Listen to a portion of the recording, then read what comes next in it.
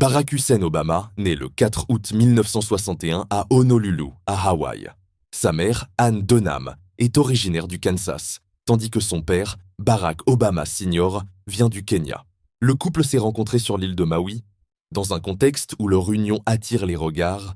À l'époque, les mariages mixtes restent rares et mal acceptés aux États-Unis du début des années 60.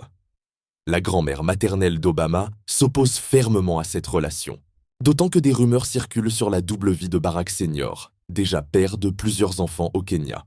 Mais Anne est enceinte. Les deux étudiants se marient rapidement, et le 4 août, le petit Barack voit le jour. Quelques années paisibles suivent, mais tout bascule lorsque son père est accepté à Harvard. Il quitte Hawaï pour poursuivre ses études, promettant de revenir. Promesse jamais tenue. Barack Sr. refait sa vie au Kenya et aura d'autres enfants. Son fils ne le reverra qu'une seule fois à l'âge de 10 ans. Anne refait sa vie avec Lolo Soetoro, un étudiant indonésien. En 1967, elle s'installe avec son fils à Jakarta. Barack a alors 6 ans. 3 ans plus tard, une petite sœur, Maya, agrandit la famille. Mais Anne souhaite que son fils bénéficie d'une éducation américaine. Elle l'envoie donc vivre à Hawaï auprès de ses grands-parents maternels. Barack n'a que 10 ans lorsqu'il prend seul l'avion pour retourner à Honolulu. C'est sa grand-mère, Madeleine, qui prend en charge son éducation. Mais elle pose ses conditions, élever Barack comme s'il n'avait aucune origine africaine. Dans une Amérique des années 70 encore profondément marquée par les tensions raciales, le jeune garçon peine à trouver sa place. Noir dans une famille blanche, élève d'une école privée fréquentée par l'élite locale, il ressent le poids des discriminations et des regards. Sa mère, soucieuse de lui transmettre ses racines, revient quelques années à Hawaï grâce à une bourse en anthropologie. Elle lui parle de son père, du Kenya, lui fait découvrir Martin Luther King et le mouvement des droits civiques.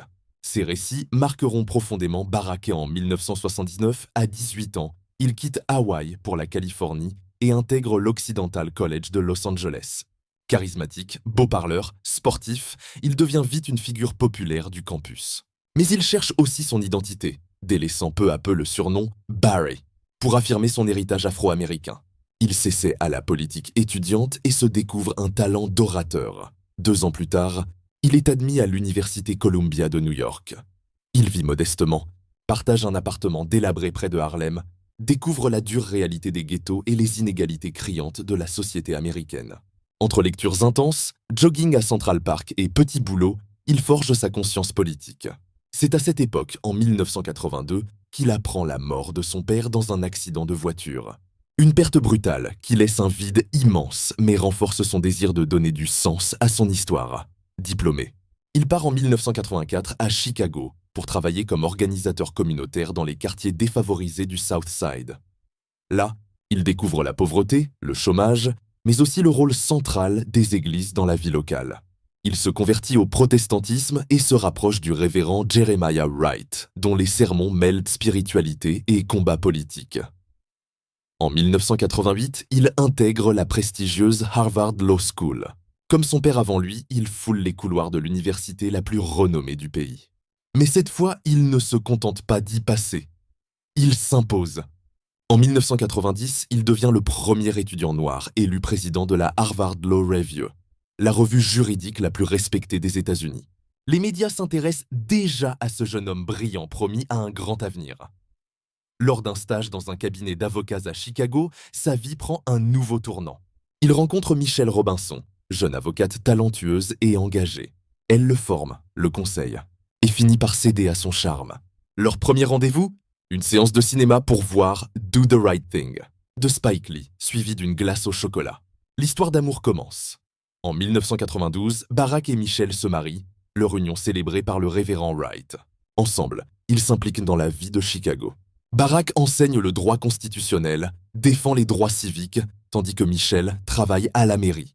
Peu à peu, le couple devient une référence au sein de la communauté noire locale. La politique appelle Obama. En 1995, il est élu sénateur de l'Illinois. Mais le quotidien n'est pas simple. Le couple est endetté. Michelle doute de ce choix, craignant que la vie politique ne prive leur famille de stabilité. Malgré les tensions, Barack persévère. En 1988, leur première fille, Malia, naît, suivie de Sacha en 2001. En 2000, il tente de franchir un cap en se présentant au Congrès des États-Unis. Mais son adversaire, Bobby Rush, ancien Black Panther, l'écrase lors d'un débat. Obama perd. Michel le presse d'abandonner, mais il refuse. Il poursuit son mandat local, se distingue dans les débats sur la santé, l'éducation et s'oppose à la guerre en Irak en 2003. Cette même année, une opportunité s'ouvre. Un siège de sénateur au Congrès se libère. Obama se lance. Michel, d'abord sceptique, choisit de l'épauler pleinement. Ensemble, ils peaufinent son image et sa stratégie. En 2004, il prononce un discours historique lors de la convention démocrate à Boston. The Audacity of Hope. Devant une foule conquise, Obama incarne déjà l'avenir du Parti démocrate. Son ascension vient de commencer. Le discours de Boston fait l'effet d'une déflagration politique. Le Parti démocrate, en quête d'un cap, se découvre un visage. Barack Obama. Panache, fraîcheur, espoir. Il incarne un nouveau rêve américain. Porté par cette vague, il est élu au Sénat des États-Unis le 2 novembre 2004. La star est née, pourquoi s'arrêter là? Le 10 février 2007, il annonce sa candidature à la primaire démocrate pour 2008. Face à lui, Hillary Clinton, ex-première dame, archi-favorite. Pourtant, semaine après semaine, le sénateur de l'Illinois renverse la tendance. Charismatique, il emporte les foules. Son « Yes We Can » du 8 janvier 2008 devient un refrain planétaire. Le Obamania s'installe et en août, Hillary se rallie. Le 28 août 2008, jour du 45e anniversaire du I Have a Dream de Martin Luther King, Obama est officiellement investi candidat démocrate. En face, John McCain, républicain modéré, proche de George W. Bush. Obama choisit Joe Biden comme colistier. Michel, atout majeur, l'aide à conquérir les cœurs, malgré quelques couacs de campagne, une phrase mal perçue de Michel, la polémique autour du révérend Wright. À Philadelphie, le 18 mars 2008, Obama désamorce la crise par un discours sur la race et l'unité qui recentre sa candidature. Il promet aussi de traquer Ben Laden et Al-Qaïda, un engagement qui résonne fort depuis le 11 septembre. La participation explose. Le 4 novembre 2008, Barack Obama bat McCain et devient le 44e président des États-Unis et le premier afro-américain à la Maison-Blanche.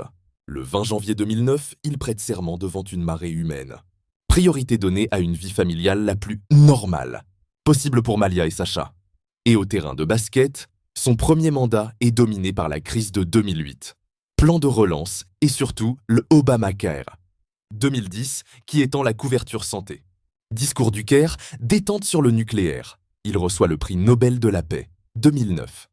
Mais les midterms de 2010 lui coûtent la majorité à la Chambre. Le 2 mai 2011, l'opération contre Ben Laden tient sa promesse et ressoude le pays. Réélu face à Mitt Romney en 2012, Obama consolide l'Obamacare, soutient le droit au mariage pour tous, amorce le retrait d'Afghanistan, réchauffe les relations avec Cuba et signe l'accord de Paris. En 2016, il cède la place à Donald Trump.